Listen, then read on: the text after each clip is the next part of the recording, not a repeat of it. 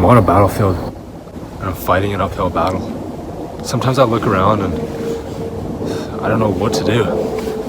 And hey, there might be a lot of other people that can do this job better than I can.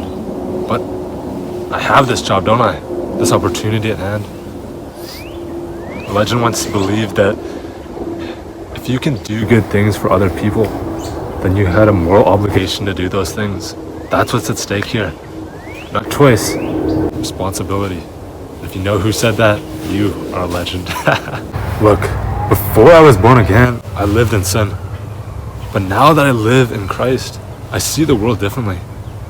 And what the world pushes on us is so corrupt. Yet it goes unquestioned, sometimes even by you.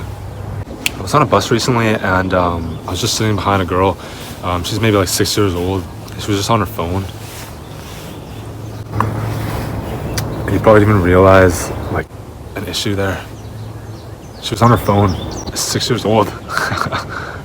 And it's just so normal these days, right? You just shrug it off and you're probably thinking like, so what?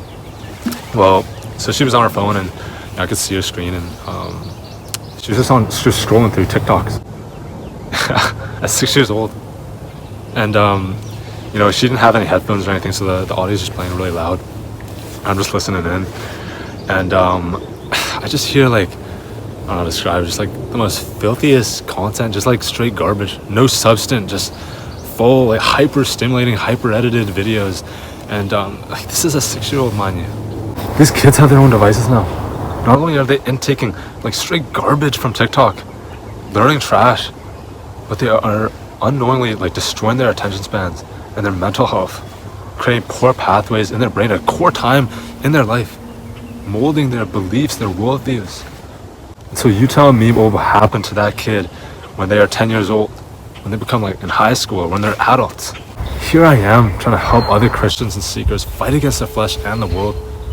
My goal is to help young people who are like my past self, who are struggling alone. We have so many young Christians who are just struggling with addictions, hard times. They're struggling in their faith and they have no one to go to, and they're like tempted to just give up. And so I want to provide a space for those people. I want to be able to uplift, encourage, inspire, teach, and support them. But the problem is that the average person is just taking in so much like garbage content from their social media, their TV shows, their friends, their school. And I'm just making one video every once in a while. So like, how am I supposed to compete with what the world is trying to like teach and say to us? I'm fighting an uphill battle. I know for a fact that not many people watch my videos. My videos are very countercultural, and what I do and teach oppose the norms. I know that even most Christians, they won't really care to search these things up, to learn and grow. But you are here, aren't you? You're the 10%, maybe even like the 1% that actually want to be better. And believe it or not, you will be a leader. And we need you out there. Because if you don't lead, no one will. If you aren't a role model and an example for others, then guess who will be? The lukewarm, undisciplined Christian. That's what people will see and follow. Because that's where comfort is. That's where the pleasures are. That is the easy path. To create a movement, it starts with us. The ones who are eager to learn and grow. The ones who hunger and thirst for righteousness. The ones who are willing to put down those chocolate Cheetos and commit to kill the flesh daily. Look, it starts with us, training ourselves. Then we can help others. Then we can lead. How can you expect to help others if you are not well trained yourself? If the blind leads the blind, both will fall into a pit. So can you see the bigger picture now? My videos, they talk about ways to reach self-mastery, personal development. But the bigger purpose here is to firstly train ourselves so that we can serve and honor God, and then we can go out to help others. You must not get complacent. You must realize the dark forces at play in the world that are against us. It's so strong now that most of the things that are actually bad are now seen as good.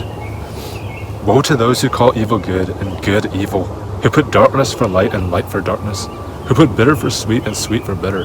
Woe to those who are wise in their own eyes and clever in their own sight. I guess all this goes to show how much this work is needed and how we must persevere. The importance of this movement goes far beyond me. We can create a ripple effect. We just need to stay grounded in the Word and with the Spirit. staying firm through fire and trial. It requires us to be proactive in this war. So stay ready so you don't have to get ready. We live in an age without honor. I intend to change that. And this movement requires you to be a part of it. That's it for me today. Just remember, if anyone then knows the good they ought to do and doesn't do it, it is sin for them. So please, kill the flesh.